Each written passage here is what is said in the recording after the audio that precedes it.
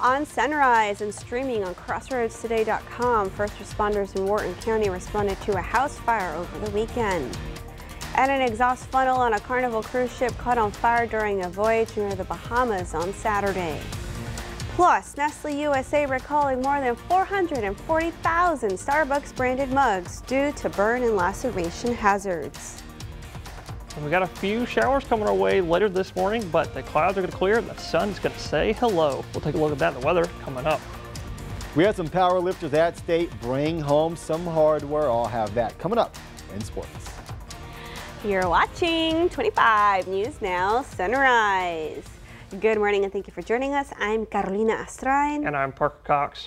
And today it's the 25th day of March 2024. The time is now 6:30 on our Monday morning and it's International Waffle Day. National Waffle Day, and we already did our question of the day. We did. Do you like waffles, Carolina? Oh, I love waffles. More than love. I mean, obsessed. I love the red velvet waffles that you can have like around Galentine's Day. Really? Red velvet waffles. Do you like pancakes or waffles more?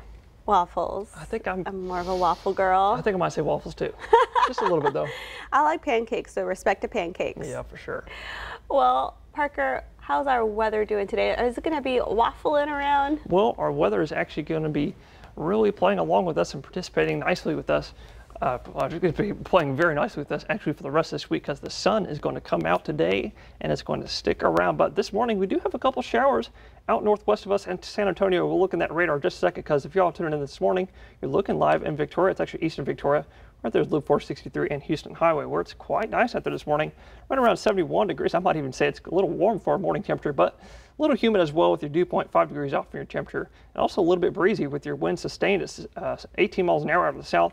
Probably gusting right around 25. But looking at that radar, as promised, you can see a couple showers out to our northwest. But as we zoom in on right where the activity is, coming right over San Antonio, actually just now passing San Antonio about 5-10 minutes ago. But as you can see, there's a couple moderate showers out there, maybe even a couple rumbles of thunder in that as well. But nothing crazy is expected in our area today. In fact, looking at your future tracker here, those showers probably come through. They will come and go. It'll be real quick when they do pass by.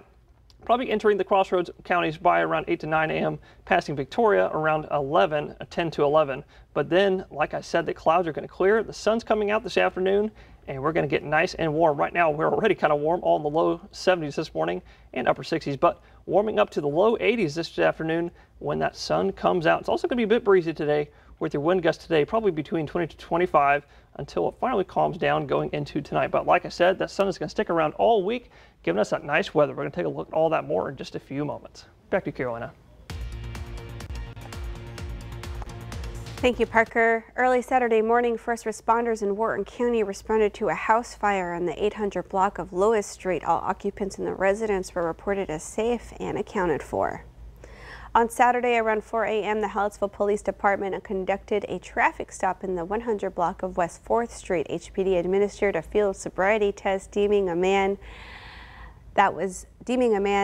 intoxicated while driving. The 27-year-old man was arrested for driving intoxicated with a blood alcohol level greater than or equal to 0.15 and the unlawful carrying of a weapon. HPD transported the driver to the Lavaca County Jail where he was booked.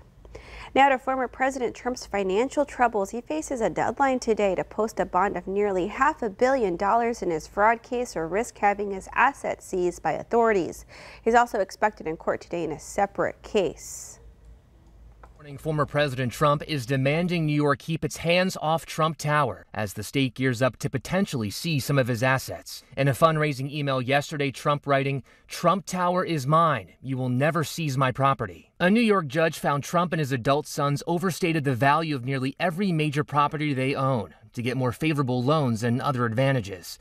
Attorney General Letitia James has said the state could begin seizing Trump's assets as soon as today if he fails to secure a $464 million bond. Trump's lawyers have said he does not have the cash. His lawyers have said he can cover at most about a quarter of the civil fraud judgment, and anything more, they've said, would be a practical impossibility. Trump has claimed on social media he's sitting on $500 million cash, but he hasn't provided any evidence. His lawyers said he may have been referring to money accumulated over the years that he intended to spend on his campaign, but he's now complaining Democrats are trying to bleed him dry amid all his legal woes.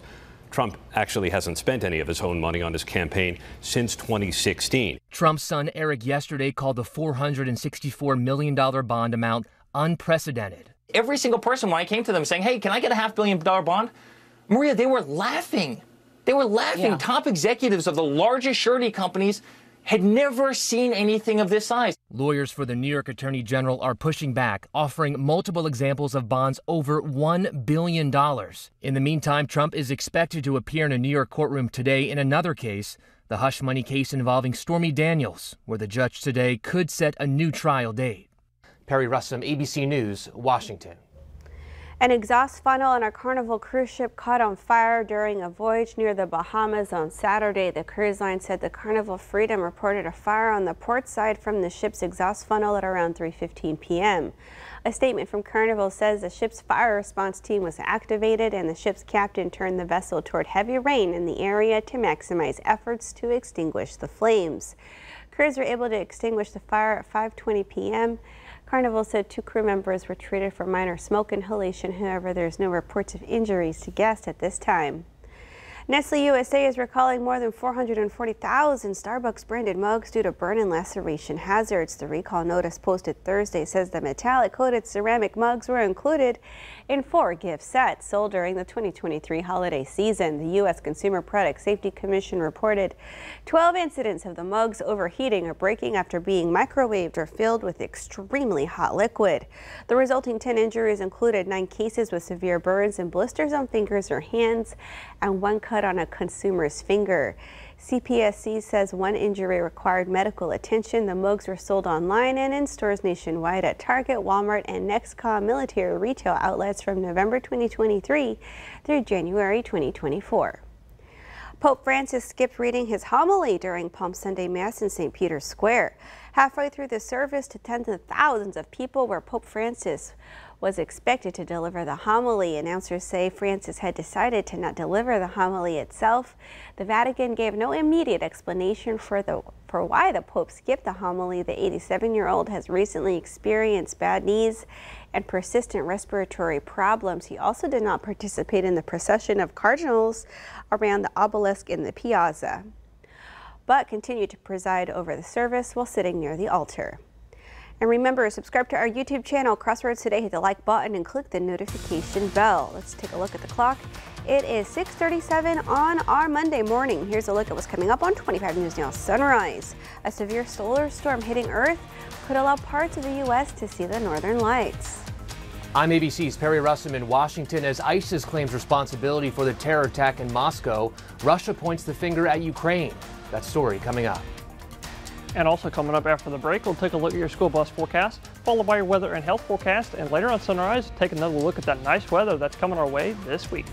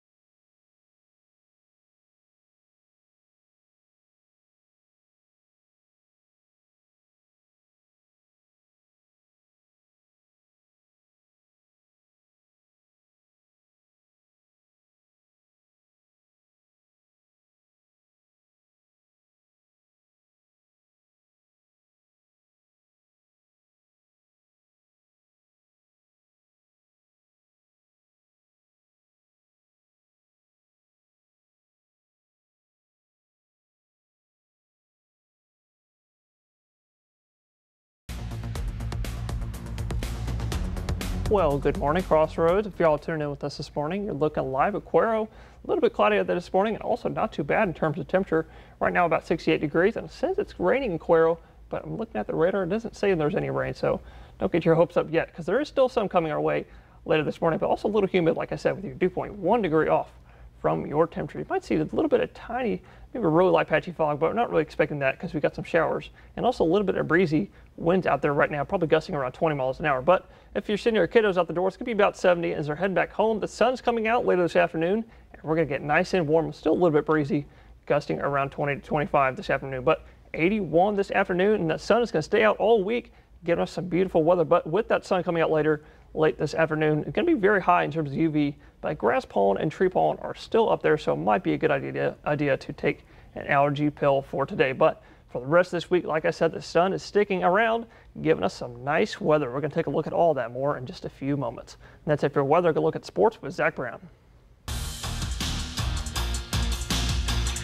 Another state powerlifting weekend, another powerful performance from area schools, and we've got some hardware coming back to Victoria. Brody Flores of Victoria West finishes first overall in his weight class, lifted a total 1,080 pounds. Jason Duran finishes fifth. Noah Nabrant fourth in his class, and Jaden Frere finishes 14th in his. As a team, the Victoria West Warriors bring home second. Head coach Zach Mueller says they just missed first place by only 2 points. Congrats to the West Warriors, nearly bringing home the gold to the West side, but second place not bad either. And the East Titans have themselves a first place winner at stake. That is Jose Lugo, who Coach Hernandez raved about during the week. He set the bench press record in the super heavyweight division, 630 pounds. Mason Guas finishes fifth. Draven Garza and Joe Alarkin places 10th in their class, and Randall Delgado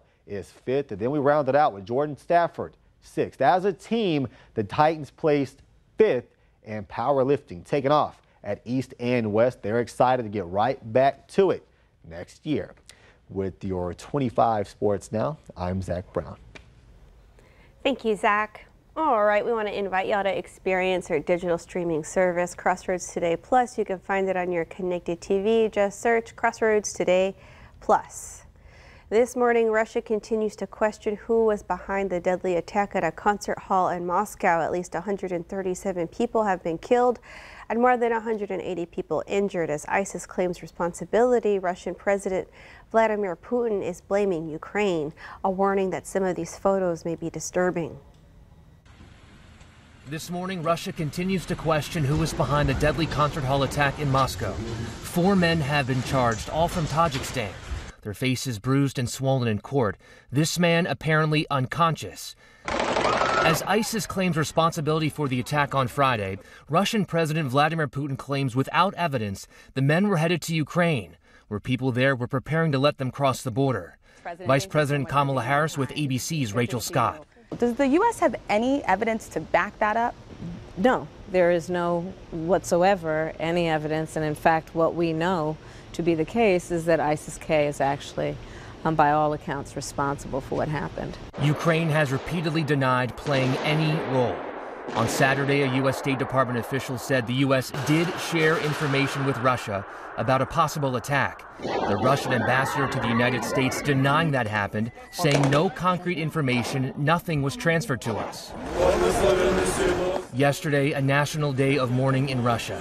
Hundreds of people gathering outside the concert hall. As inside, first responders cleared debris. During the attack, the building was set on fire.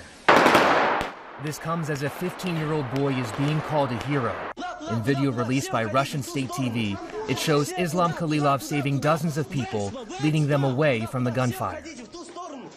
All 4 men who have been charged are facing terrorism charges. They have been ordered to remain in pre-trial detention for at least 2 months. Perry Russum, ABC News, Washington. And that leads us to your viewer poll. You can scan the QR code right there on your screen to take part. We ask you, who do you believe is responsible for the terror attack in Moscow? Okay, 57% of you say ISIS and 43% of you say Ukraine. Thank you for taking part in today's viewer poll. The time is now 6:45 on our Monday morning. Still to come, 1 person dead and 2 others wounded in a triple shooting near a sports bar.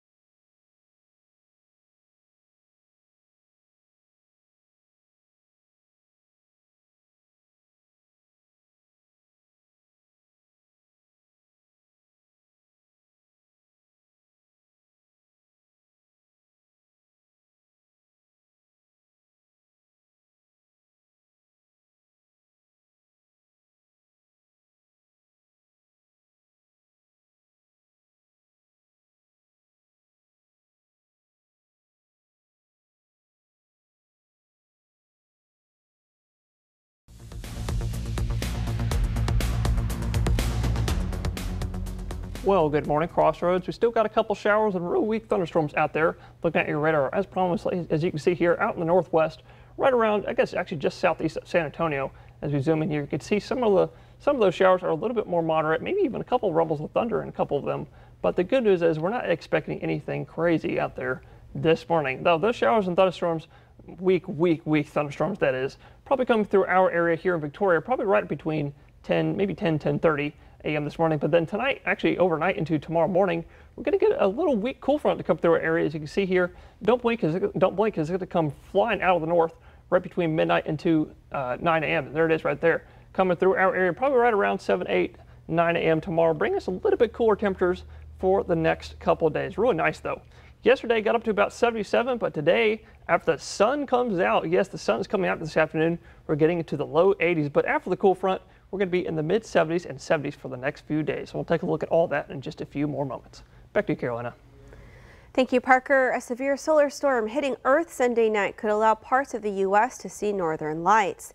The National Oceanic and Atmospheric Administration says the northern lights, also known as the aurora borealis, could be seen as far south as northern Illinois and central Iowa. Experts say there is nothing for the public to worry about. The geomagnetic storm could last into today.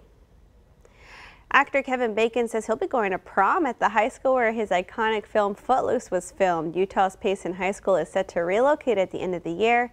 After a lot of asking on social media with the hashtag Bacon to Payson, Bacon agreed. He says Footloose was, quote, a big part of my life. The movie was released in 1984 and starred Bacon as a teenager who moves to a small town that forbids dancing.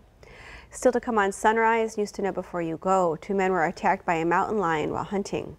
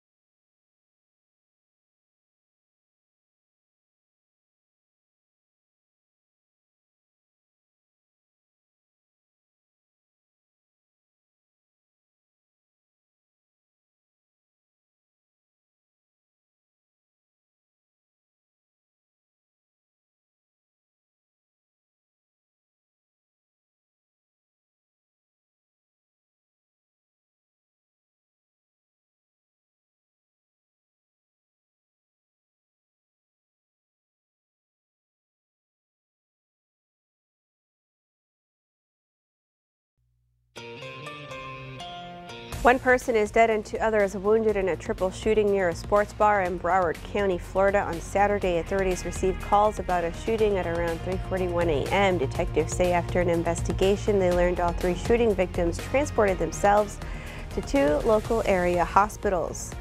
One male victim was declared dead by emergency personnel, while the other 2 male victims received treatment for injuries listed as non-life-threatening. Broward Sheriff Office homicide units are currently investigating the cause of the shooting.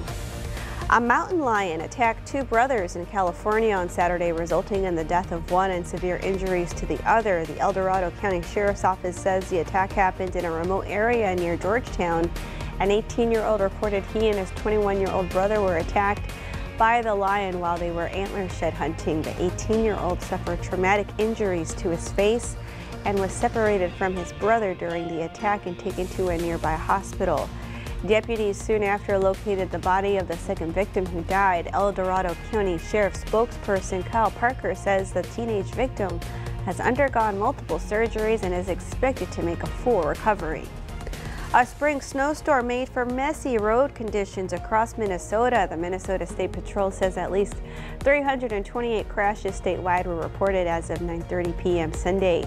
More than 200 vehicles spun out or slid off roads, 10 semis jackknifed, and at least 13 of those crashes involved injuries. A 51-year-old woman in Burnsville died when her vehicle left the roadway on Interstate 35 East and hit a tree. The National Weather Service says the worst conditions in the Twin Cities are expected to continue through early today. Hope is fading that searchers in Chester, Pennsylvania will find a missing 6-year-old girl swept away when she fell into a creek on Saturday. Authorities say their rescue operation is now a recovery mission. Chester Fire Commissioner John Paul Shirley says crews will continue to look for Lynn Aja Brooker. Reports say Brooker and another girl were playing by the Chester Creek in Delaware County when the 6-year-old ended up in the water. Israel and Hamas could soon swap hostages and prisoners. Israel waiting for Hamas to respond after agreeing to a U.S. prisoner exchange proposal. It includes 40 Israeli hostages and around 700 Palestinian prisoners.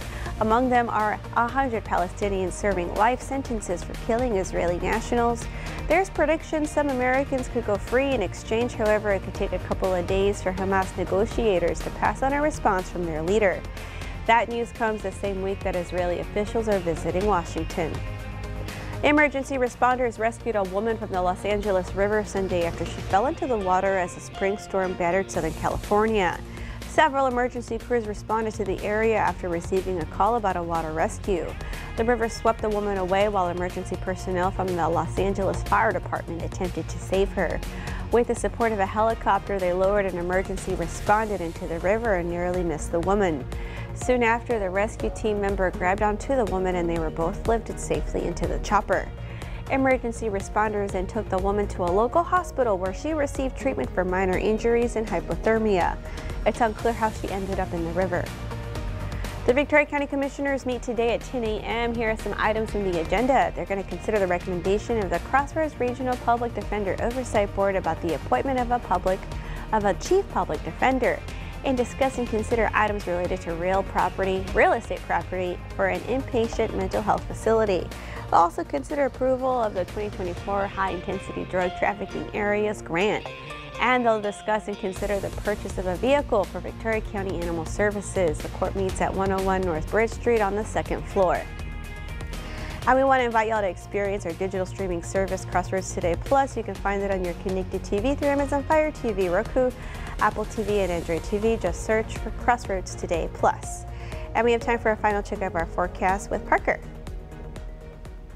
Thanks, Carl, and good morning, folks. If y'all tuned in this morning, it's a little bit foggy out there. Actually, not foggy, a little cloudy out there this morning, and also not too bad of a morning. Right now, we're all in the low 70s and the upper 60s this morning, but a little bit humid as well, and a little bit breezy as well, with your wind 17 miles an hour out of the south, gusting right around 20 to 25, and it's going to be like that all day today because we have an outflow boundary heading our way. In fact, looking at your radar, we've got a couple showers and really weak thunderstorms heading our way, probably right between 9 to 10 a.m. looking at your future tracker here. Like like I said, maybe between 9 to 10 a.m., maybe even 10:30 coming through Victoria. But then the clouds are going to clear this afternoon, late this afternoon, and the sun is going to come out, and it is here to stay for a lot of this week, getting today's high temperatures up to the low 80s. But then we get a weak cool front arriving tomorrow morning, getting our high temperatures tomorrow to the mid 70s. But then that beautiful weather is going to stick around all week long, and it's a great weather to get outside and enjoy that. It has been beautiful outside. Thank you, Parker. Oh yeah, I'm excited. All right, well, thank y'all for joining us. Have a wonderful rest of your Monday and start to your week. Remember, subscribe to our YouTube channel, Crossroads Today, and join Karina, John, Mac, and Zach today for 25 News Now at 5, 6, and 10. Go get a waffle.